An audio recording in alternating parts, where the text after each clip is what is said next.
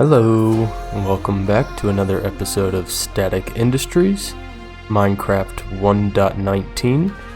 This is Apex Predator, and today we have got some work to do. As usual, the factory must grow. As you saw behind me, I did finish getting this brand new ore smelting system installed. Very complex, but does exactly what I wanted it to in just about the perfect time.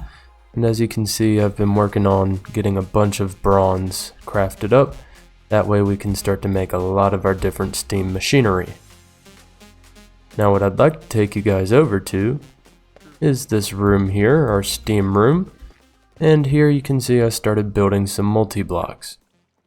I've gone ahead and gathered the items for 2 coke ovens and 2 steam blast furnaces that I'd like to go ahead and get set up right now. And all my hatches are in place. All I should need to do is finish putting all the bricks in. And remember to leave it hollow. And we can see it form right away. This should complete the second one. And now we just need to hook up some pipes, and really all I mean by that is the steam and the fluid input hatches. Now we just need to slap some coal inside of both of these. And I just thought about it, I do not have a fluid output hatch on either of these for the creosote. And we'll just use some of the massive amount of bronze that we have here. Put our mechanical presses to work, and make a couple parts through this forge hammer, and we'll dip into our pocket crafting table here, and finally the bronze fluid output hatches. Make sure we take the items out of both of them before we change anything, and now we just stuff the coal right back inside. And we should see on its first operation some creosote fluid pop in. Or not? Strangely enough. Oh, I forgot, it's just a chance output, so this one just hasn't dumped any yet. See, 50% production chance. And since we have the compressor now, we can have a cheaper recipe for bent curved plates. I said bent. They're just curved. And our first bronze macerator, which means we can macerate down the coal coke.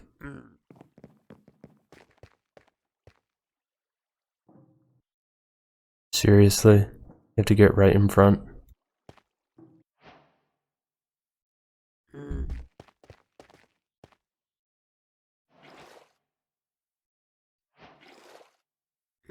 And we're just knocking out one quest after the other right now. Is always a good thing. Can grab a couple pieces of redstone and make our first batch of lubricant. Quest completed. And now on to the uncooked steel dust. And now with some uncooked steel dust, we just need to assemble this bad boy over here. And hope I got the math right on how many fire bricks we needed. Perfect. Turn these hatches so they don't look ugly. And split this evenly between the two. Hook up our steam pipes. And drop them in. Ladies and gentlemen, we have steel in progress. This is the 3rd golden lasso that I've gotten from quest rewards. It's getting quite out of hand. And what that's going to lead me into now is the Spectrum mod, the magic mod of this pack. First thing it needs us to do is grab one of each of these shards, which luckily I've already been able to grab. And we'll just start working our way down. Alright, so I've got this pedestal built now, and I just learned that for this Your First Craft quest, It requires the advancement Strangely Familiar, which is to craft something with your pedestal. Well, you have to set the pedestal down first in order for you to be able to see any of the recipes in REI. But we have now crafted a crafting tablet, which has in turn unlocked the CMY pedestal variant quest, and that's going to be what we tackle next.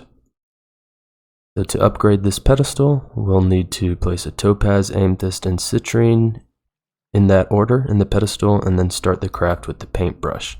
I'm going to take this up to our spectrum area.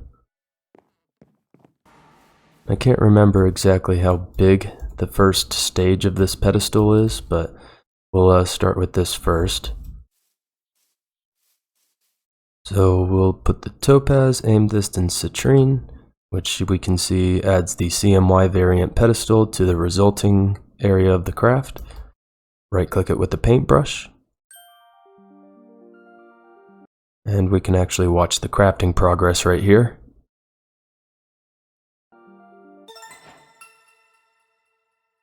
But as we can see, we did complete that quest from the craft, which means we can now work on the pedestal multi-block.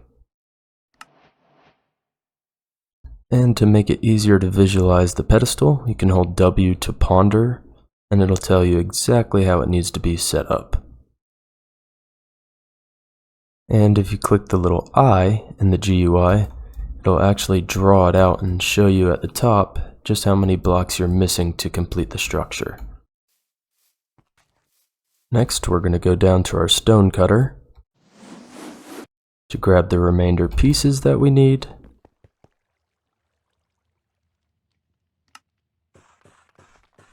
Four pillars. Okay, we need 4 more. So 8 pillars. Do 4 notched basalt. And I think we're going to do 4 chiseled basalt as well, but we might change that when we get up top. And to grab the remainder blocks, which will be the polished topaz, we do need to pay a visit to the geode, just one more time for right now. Am I really witnessing this right now? Yeah, you guys do your thing. I believe our geode is right here at the top of this mountain, somewhere. There she is.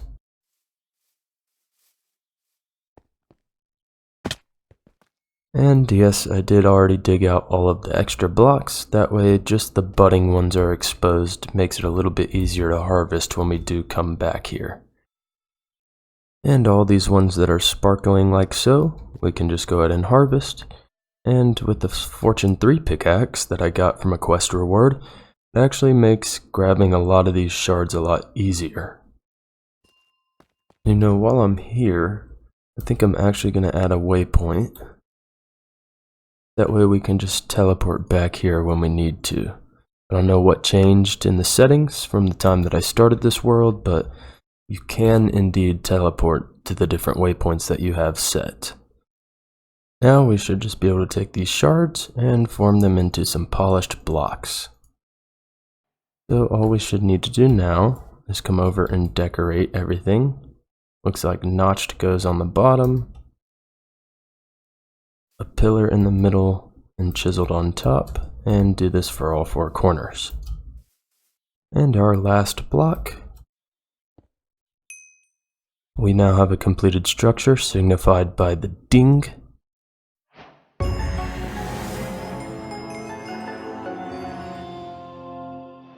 And right-clicking triggers just a bunch of nonsense, basically saying we've advanced. Now if you don't feel like constantly having to return to these geodes just to gather your different shards, you can place a cart assembler underneath of the block you would like, such as this budding topaz. We'll add a minecart to here, a lever, power it, which will now create a contraption, and if you shift right click, maybe you don't shift right click. Oh, shift right click the minecart. You'll grab your contraption, which then if you place the rail in your desired location, right click your contraption, unpower it.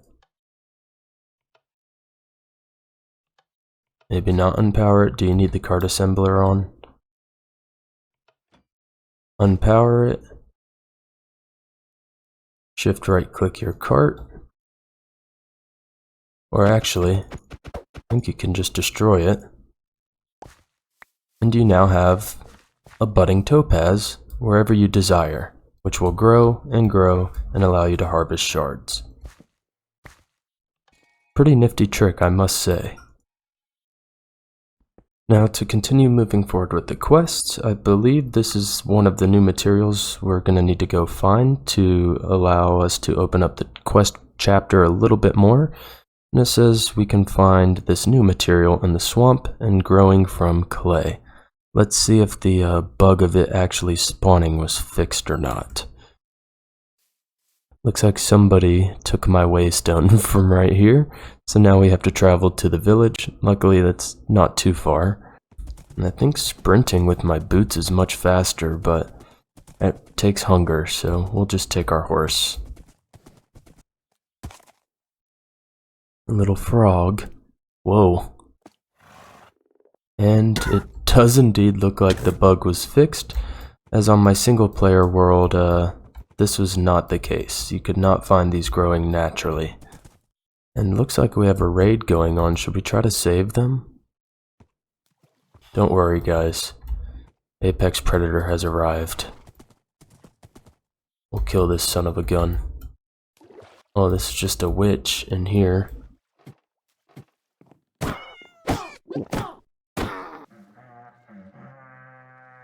Oh, now let the fun and games begin. Where are they arriving from? They're gonna get raided in the middle of the night, how unfortunate. I don't see any pillagers on the mini-map, so maybe we'll just disregard this for now. I was gonna save you guys, but it seems like it might be a fake raid. It's fake news. He's ready. He's ready for a war. So anyways, like we originally came here to do, let's grab some of these quatoxic reeds. I think 12 will be enough for now. However, since we're here already, let's just gather as much as we can. And our last order of business in this biome is to collect a bunch of clay, as I've got some plans.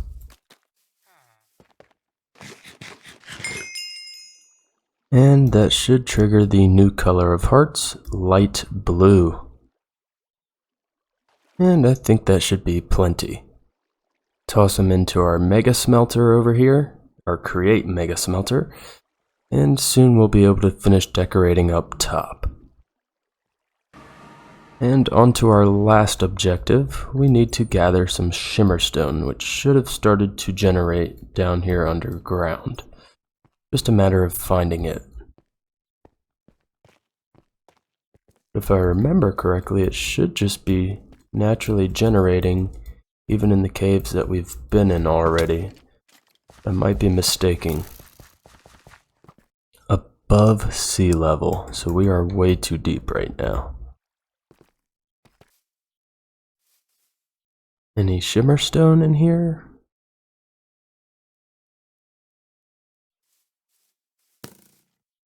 This is crazy, this type of chasm that this generated.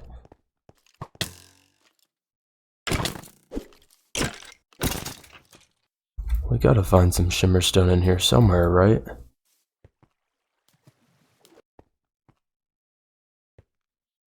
There we go. I knew we'd find some sometime soon.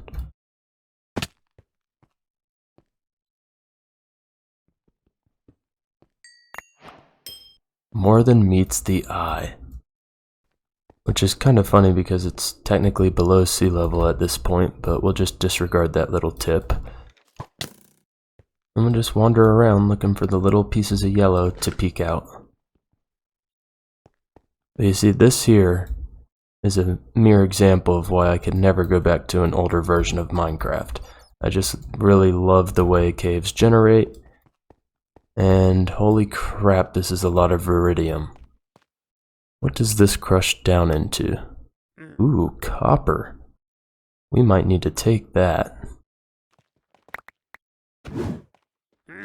Well, then get out the way. You're always up in the way and you get smacked, and then get mad at me.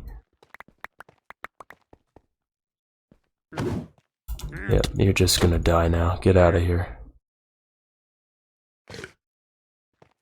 Good lord, this deposit is massive. Like, this will give us copper to go through the electric age. And we start finding copper ore in between. Oh boy. And with a healthy inventory of iridium, let's continue to look for just a little bit more shimmerstone to push us through some more spectrum progression. And just look at that, we always end up right back at the same mineshaft system that we discovered. It's quite funny how that works. I've actually been wanting to come up to this top layer just to see if there's a minecart anywhere. Oh, it actually opens up into a whole nother system. That could be a good sign. And a massive lava lake. It's also good to notate that if we go a little bit further down the mine system, we'll have all the obsidian that we might want. And indeed I was able to find one. Is there anything useful in here? Oh, that's pretty cool. Haven't got that artifact before. Let's go home and drop some stuff off. Get our crushing wheels going. And since we just peeked our head out into this massive cave, I almost forgot that we did find a ruin, which is a spectrum mod.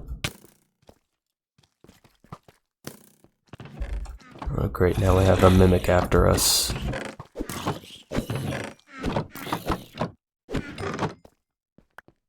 And the nice thing about those is we always get an artifact.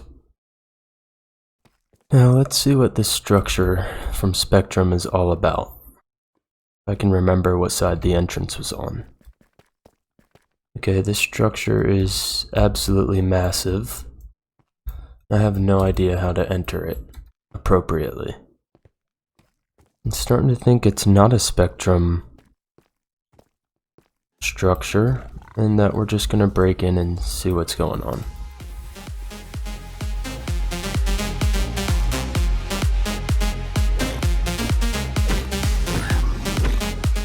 Okay, these things are strong as hell. We'll have to see what this achievement is that we just grabbed. And maybe even take out our good sword here.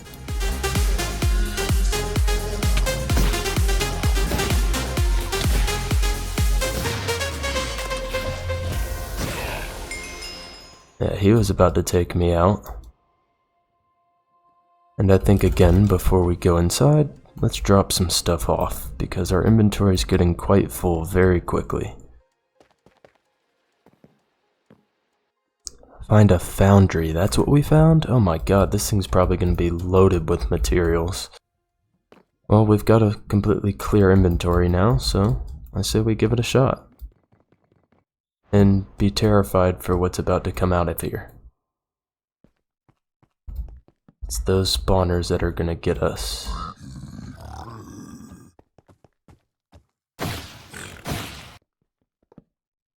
Yeah, we're gonna get rid of that one for now. I'm sure there's, plenty more where that came from.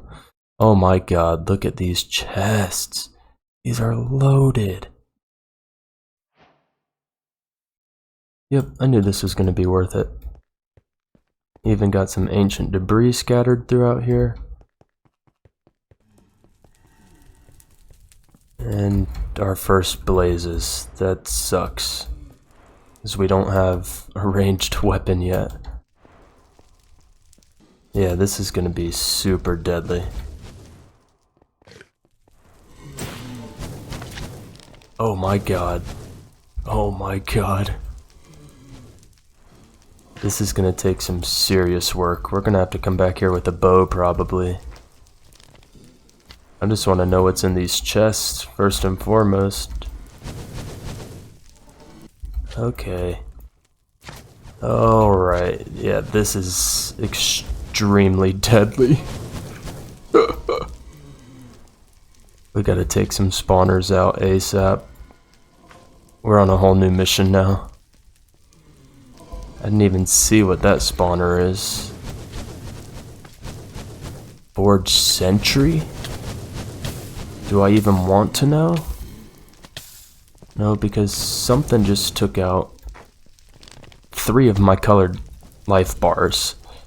It's not a good sign. Yeah, we're gonna, I think, protect this entire area. So back to the spectrum progression. Go ahead and macerate some of these quitoxic reeds down, which will give us the quitoxic powder. And the next thing we need to do is bottle of fading.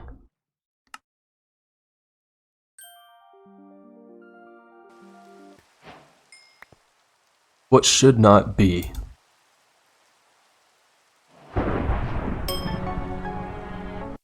Now we just need to plop down our bottle of fading and surround it with some organic matter, which should, in theory, turn these and convert them into vegetal, whatever it's called. But I can't remember if logs work or not, or if it has to be leaves. I think it might have to be leaves.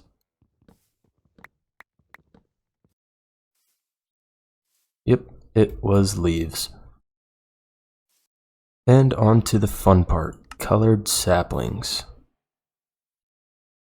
So on to the next craft. Will be a magenta sapling. And our ticket to the Twilight Forest. Begin. And since I already have the portal built, hopefully it doesn't catch everything on fire.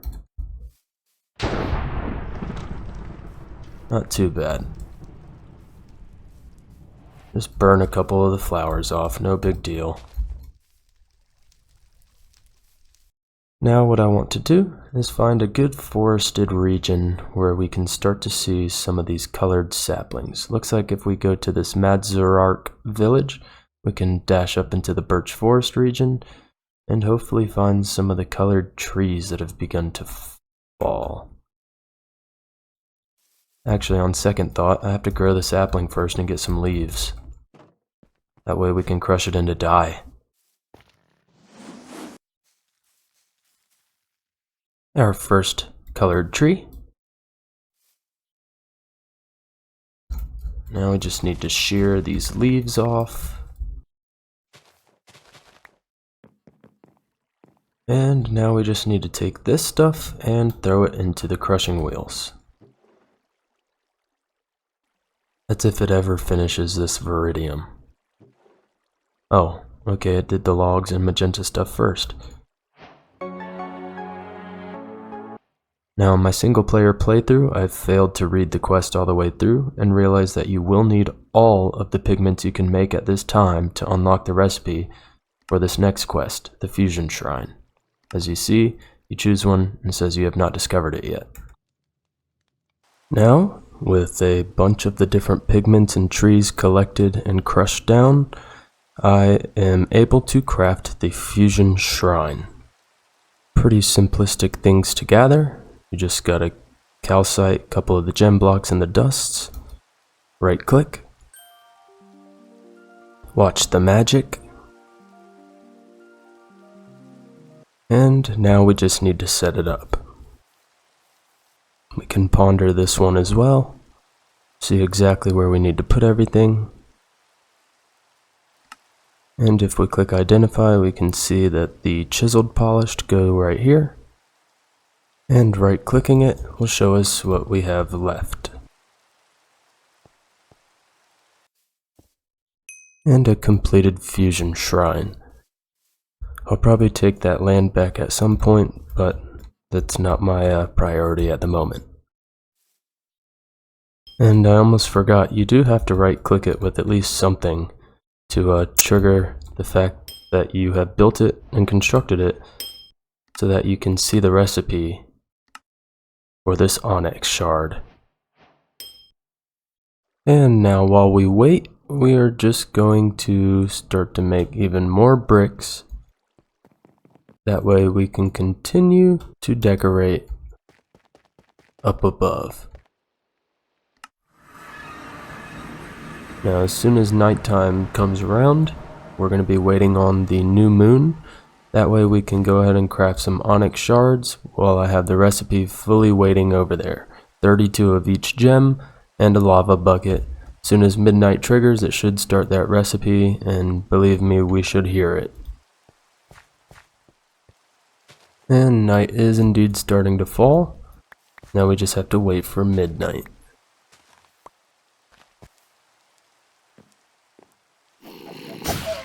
Okay, and apparently baby zombie riding chicken wants to come and destroy us.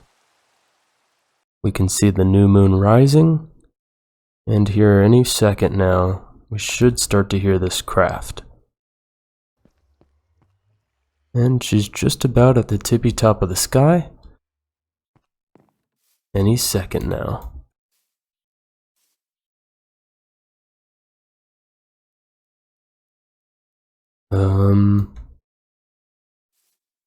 You gonna do anything? Oh, okay. Maybe I had to put it back? I don't know, but that definitely started the craft.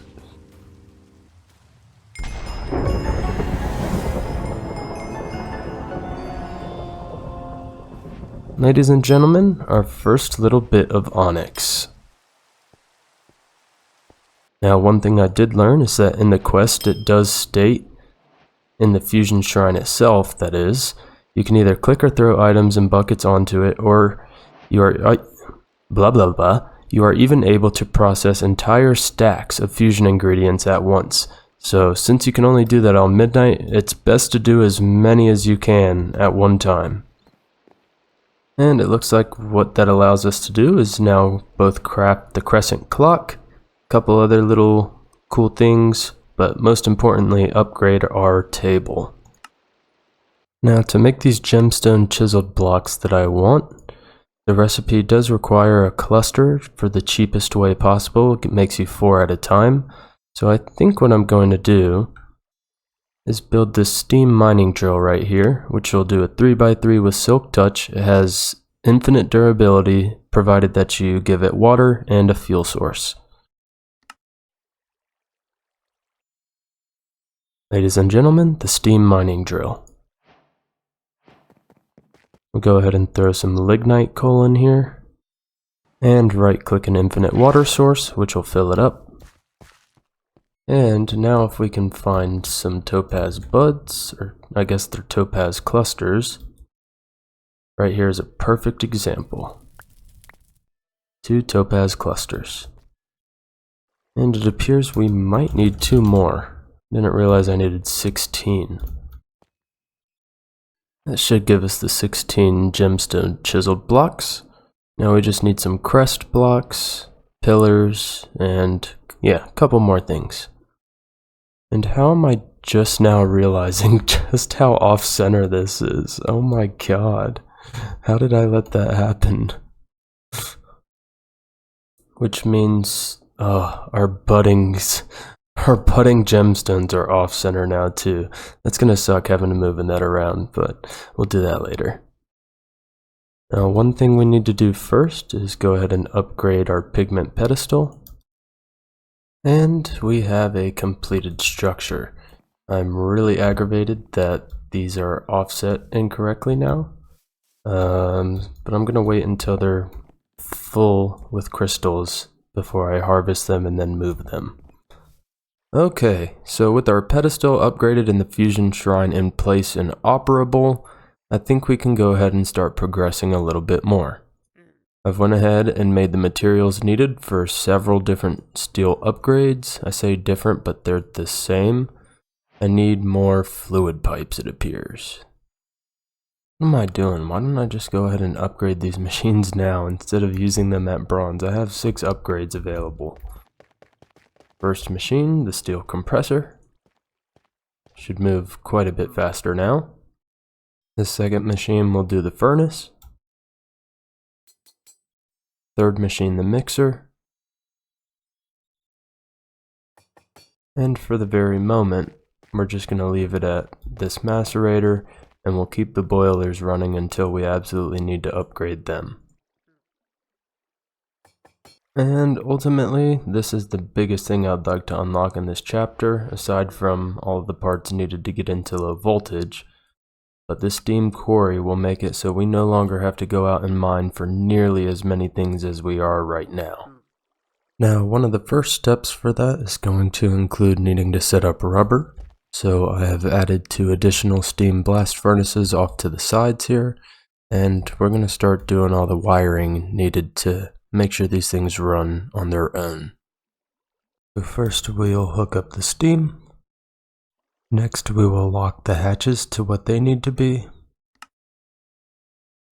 Shift and scroll wheel so you can adjust the capacity of all the slots. If you put it to 0, it's technically a lock. Clicking this and doing this would be the same concept.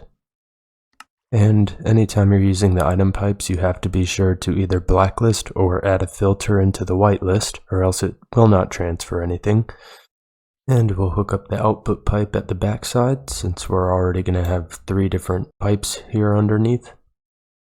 And now we just need to pull this fluid pipe from the other side. And boy, shift right clicking with the pipe already in hand makes this way easier than having to swap to the wrench. We now have water in the mixer, steam in the mixer, our input slot is locked. Now we just need to hook up this macerator. There's the steam to it. And I've already configured the slots here, all we need to do is actually lock them. And if we shift right click the machine with one of the item pipes, we will connect it, and now we just need to set its configuration. So we're going to do an insert or extract to insert coal coke and extract the coal coke dust, and just put on blacklist since we already have the slots locked. We'll also have to change this one on the barrel to in and out, and switch the priority to something lower on the insert, that way it actually gets to where it wants to go. So we can now see the process slowly starting to come alive. The mixer is making raw synthetic and tosses it immediately into the hatch over here, which then gets consumed and creates synthetic oil. Now we just need to set up this other side as well. Steam, configure the slots, attach an output pipe in the back. Now we just have to run the water pipe over, and this side should be good to go as well. And there we go, we have water and we have it producing the recipe. And then we'll bring that synthetic rubber into this bronze mixer, mix it with paper, and get some rubber sheets. In our macerator over here, for now we're just going to leave it manual. Lock our input slot. And eventually we're going to auto extract this, but for now, since I already have some preloaded, we're just going to leave it off. And for the time being, I think we're just going to have a fluid pipe go directly into this last mixer until we can get enough sulfur to really double or triple, whatever you'd call it, that recipe for rubber. As you see, if you just use synthetic oil with paper, you only get 2 sheets at a time, versus if you use synthetic oil and sulfur, you get synthetic rubber, which can then be mixed together with paper for 12 sheets of rubber. So we'll just connect these pipes up, which should start delivering it to this mixer, which is already starting to process its rubber sheets. And now we just need to wire up this side. All I should need to do is item auto extract this into a drawer. I am sufficiently happy now. That has now given us access to start working on circuits. However, first, I really, like I said earlier, want to focus on this, and this will probably end up wrapping up this episode as well. We have pretty much everything except the hatches and these last few casings, so let's go ahead and get 24 of these since I am building 2 at a time. We'll go ahead and grab 3 stacks of the steel that we've had processing in the background and slap them on the mechanical presses. You can also take advantage of the fact that we have this compressor over here to do the same exact thing. Grab 6 output hatches, 3 for each one. All we should need now is the item input hatch and the fluid input hatches, as well as the chains. Luckily we already have 2 bronze item input hatches from a multi-block we've already upgraded. All we need is the fluid input hatches. Ladies and gentlemen, that should now be our Steam Quarry quest. I guess it already triggered earlier. Now this little tip at the bottom is exactly why we built 3 item output hatches of each. A bunch of people have done the math, and 3 steel item output hatches seems to be the most ideal. Unfortunately, trick's on you guys, I'm not digging this room out during this episode. You'll have to wait until episode 3 for that. So, I'd like to thank you guys for watching. Hope you enjoyed this one. Till the next one, and bye bye.